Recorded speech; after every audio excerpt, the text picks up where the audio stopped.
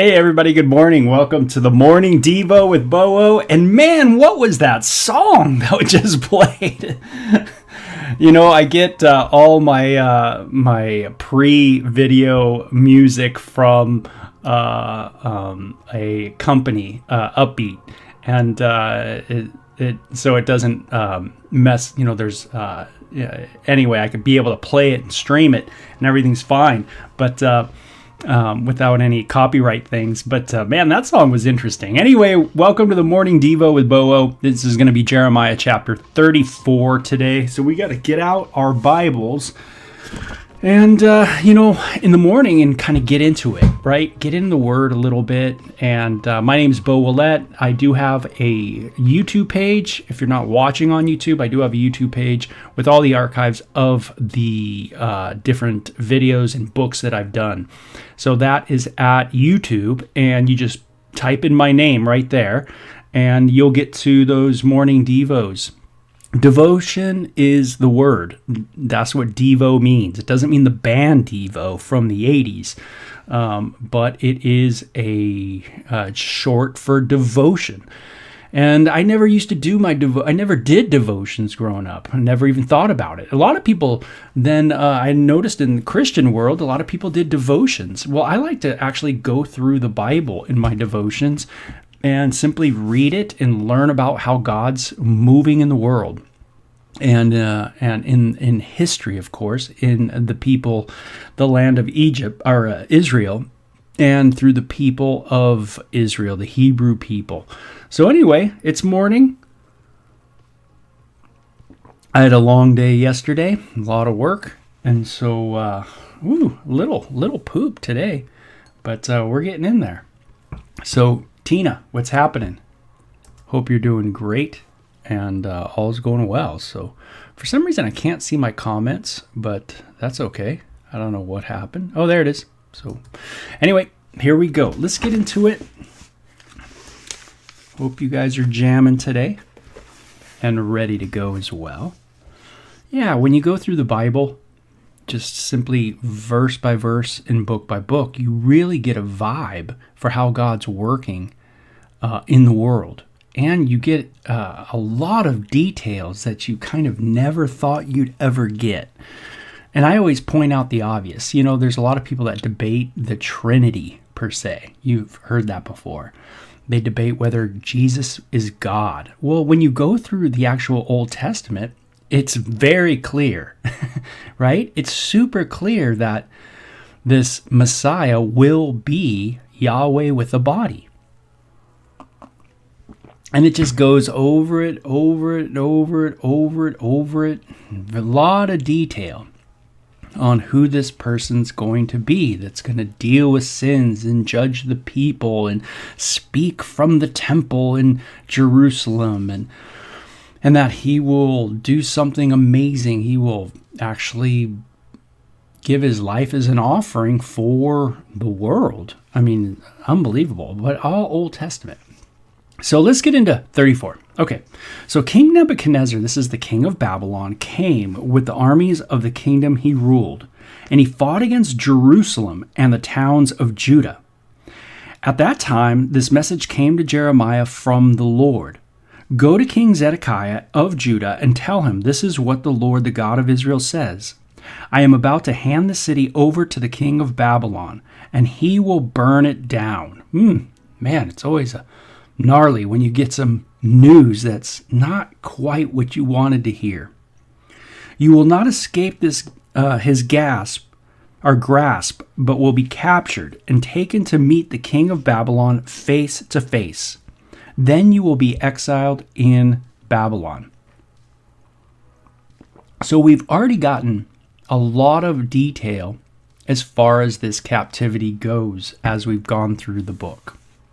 And so here we see there's another warning given to Zedekiah. Admonishing. I think of just the term admonishment, a strong warning. It can be defined that way, by the way, to admonish someone, a strong warning. A lot of people have given me admonishments over the years. And, they never quite maybe feel good at the moment, when you admonish someone. And but I realize that there's something to it too, meaning maybe there's something I need to pay attention to and think about. Not to make maybe a quick decision, but there's something definitely to think about and pray about. And don't despise someone admonishing you. Don't just throw it out. Don't just say, hey, that's something I don't want to hear. Maybe I'm just gonna kind of toss that one aside. That's easy to do.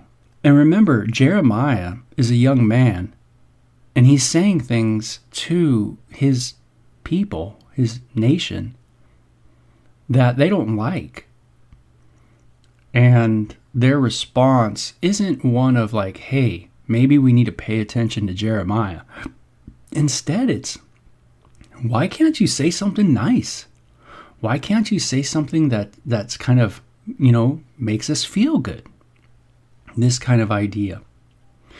And that kind of idea really leads us into the New Testament, where there's an interesting passage in one of the pastoral epistles, Paul writing to Timothy. It's in 2 Timothy, but it talks about in the latter days there will be a heaping up of teachers that they are put in a place of power to kind of scratch the ear of the listener. The listeners have put these people up there because they like what they say. Makes them feel good, I guess. And sometimes there's just the straight up word that we need, that admonishment that's needed, right? So let's not despise, the Jeremiahs of the world, the one who says something that you might not like. It might be, hey, you're not such a good parent. Woo. Whoa, that one's hard, right? You go, what? Oh, instead of maybe going, yeah, maybe I'm not such a good parent. Like, maybe I got to think about that. Or maybe it's something like, maybe you're not really a really good pastor. Maybe you're not really a good shepherd of the flock. And we go, and we can either kind of, sink our claws in and be like, no, I'm good and I'm this. Or we could probably just go, you know what? I think of Charles Spurgeon, the old preacher, I'm far worse than you think I am. That kind of statement. Yeah, you're saying I'm not that good? Well, I'm probably far worse than you think I am, But that's tough. Those are tough words, But am I, where's my heart, today? Can I take an admonishment today? Or am I just not in a place to even take an admonishment? So that's kind of how it hits me. Just being able to be corrected, being able to listen to wisdom, being able to listen to others, being able to take a criticism. I don't know. Do you think Zedekiah is going to do a good job at this? Of hearing Jeremiah? I don't know. What do you think? We'll find out here. And it says, "But listen to the promise from the Lord, O Zedekiah, king of Judah. This is what the Lord says. You will not be killed at war, but will die peaceably. Hey, that sounds cool. People will burn incense in your memory, just as they did for your ancestors, the kings who preceded you. They will mourn for you, crying, 'Alas, our master is dead.' This I have decreed, says the Lord." So Jeremiah the prophet delivered the message to King Zedekiah of Judah. And at this time, the Babylonian army was besieging Jerusalem, Lachish, and Azekah, the only fortified cities of Judah not yet captured. This message came to Jeremiah from the Lord after King Zedekiah made a covenant with the people, proclaiming freedom for the slaves. He had ordered all the people to free their Hebrew slaves, both men and women. No one was to keep a fellow Judean in bondage. The officials and all the people had obeyed the king's command, but later they changed their minds and they took back the men and women they had freed, forcing them to be slaves again. Now, this is something we've seen actually very early on in the nation of Israel, that they were to not actually have their own people be like slaves to themselves. They were to have servants and bondservants, and there was a law, or I should say a group of laws, governing how this relationship was to happen. So if someone got in need, became in need, lost all their money somehow, they could become a servant of another Hebrew person. And the laws govern them, certain laws. But to make someone a slave, right, to coerce them, force them against their will, that's not a good thing. And that's something that the scriptures speak heavily against, this kind of coercion and force. You know, it says later they changed their minds and they forced people to be slaves, right? They put them back into this, under this slavery. It's sad that, you know, we had slavery in this country, and it's sad that there was slavery in all the countries of the world. It's so sad that there's that us humans, this has been a part of our history. I wish it wasn't, but it is. And it says, so the Lord gave them this message through Jeremiah. This is what the Lord, the God of Israel, says. I made a covenant with your ancestors long ago when I rescued them from their slavery in Egypt. I told them that every Hebrew slave must be freed after serving 6 years, but your ancestors paid no attention to me. See, there were certain laws that were in place. Recently you repented and did what was right, following my command. You freed your slaves and made a solemn covenant with me in the temple that bears my name. So it seemed like you were doing the right thing. You went to church, you said what you said, and then you acted on it, and it seemed like everything was good. But now you have shrugged off your oath and defiled my name by taking back the men and women you had freed, forcing them to be slaves again. Ooh. Isn't this so much like the human condition, right? You start off well, and then you just fall apart. And, you know, a real lack of consistency on follow-through, right? No follow-through on the word, you know. Hey, God says this, but you don't really follow through with it. Man, there's a lot of application there for our life, right? God says something, but you don't follow through, right? You know it. You know what it says. You know what to do, but you just don't do it. God says, serve me, but instead what you do is you do something else, you know? And that is something that, man, is tough to look at, but it's true. I mean, just let's look at it. There's times where you go to church, and there's times where you make that vow, right? Oh, God, I'm going to do this. But then you just don't do it. And here we see that Jeremiah is calling him on the carpet on it. Hey, you said you're going to follow the Torah when it comes to these various servant laws, but you haven't done it. You said you were going to do it, but you didn't. And then you forced him once again to come and become a slave to you. You went right back to treating him in a bad way. You know, one minute you say, hey, I'm sorry, and the next minute you go right back at it, you know? Do you find yourself a little bit like that, where you say, oh yeah, you know, I shouldn't have treated you that way, and then you go back to treating him that way? You know, maybe it's your spouse, right? Where, oh, honey, I'm sorry, I haven't been treating you very well. And then the next day you just go right back at him. you know. Therefore, this is what the Lord says: since you have not obeyed me by setting your countrymen free, I will set you free to be destroyed by war, disease, and famine. You will be an object of horror for all the nations of the earth. And this, again, is a repetition over and over in the book. Because you have broken the terms of the covenant, I will cut you apart, just as you cut apart the calf when you walked between its halves to solemnize your vows.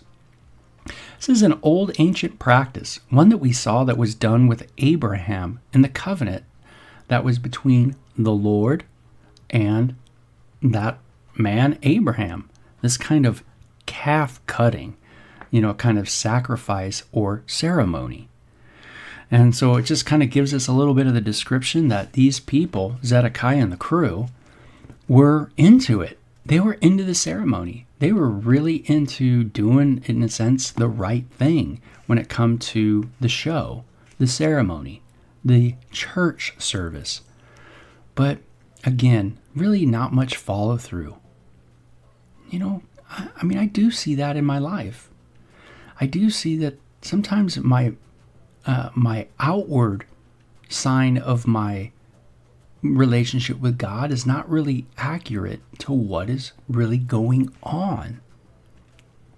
And sometimes there's just not that follow through.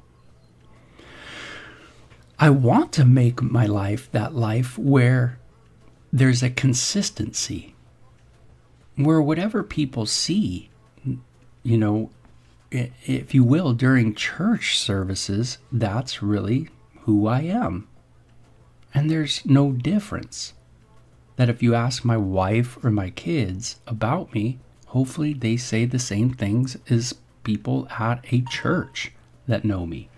That kind of idea, So, it's kind of, you see this kind of hypocrisy that's going on, right? Or this kind of show, this kind of pretense that's going on. And so, anyway, it goes on. Sorry about my phone. I thought it was off, but it keeps making noises. And so he says, because you have broken the terms of the covenant, there's going to be a cutting. Just as they cut that sacrifice, there will be a cutting in their life. Yes, I will cut you apart, verse 19, whether you are officials of Judah or Jerusalem, court officials, priests, or common people. Whether you're the judges, whether you're the priests, whether you're the political people, you're going to be judged. Do political people make vows, make declarations that they just don't keep? Do they say things? Right now we're getting all kinds of political campaign ads, just covered with it. And what do they say? It's always the same, right? Oh man, we're going to make your life so good. Oh boy. Oh yeah, we're really into you. We're really, really into you. We love you tremendously. Oh yeah. But is it true? Do you really? Or is there a collusion or corruption even within the political system? The judges, right? Oh man, you could see how Jeremiah's words didn't go so well, right, to the nation. So in verse 21 it says, I will hand over King Zedekiah of Judah and his officials to the army of the king of Babylon. And although the king has left Jerusalem for a while, I will call the Babylonian armies back again. They will fight against this city and will capture it and burn it down. I will see to it that all the towns of Judah are destroyed with no one living there. So, it's going to happen, Jeremiah says. The judgment will take place, and so pay attention to what I'm saying. And I think the admonishment, and that's the word that keeps coming to my mind this morning, is, am I okay with taking admonishment? Am I at a place in my life where I could be able to take something that Jeremiah, like a guy like Jeremiah says, and really go, yes, I get that, and have a humbled heart to receive? Or am I the person who wants to just go, no, like, I don't want to hear Jeremiah. I don't want to hear those kind of people. Instead, I want to go, I'm going to trust in science, or I'm going to trust in whatever I want to call it, right? And that gives me an out. and that gives me that out to do or to think or and to deal with that awful feeling in my heart that maybe, just maybe, I'm wrong. Maybe I'm off a little bit, and maybe a lot. And maybe there's things I need to, change and walk humbly on. So maybe fear is moving me. Insecurity is moving me, to move away from that Jeremiah guy. I don't want to deal with me. I don't want to deal with my stuff, kind of thing. And so we see that Jeremiah's message to the political powers and the judges of his day were ones of revealing their, if you will, discrepancy, right?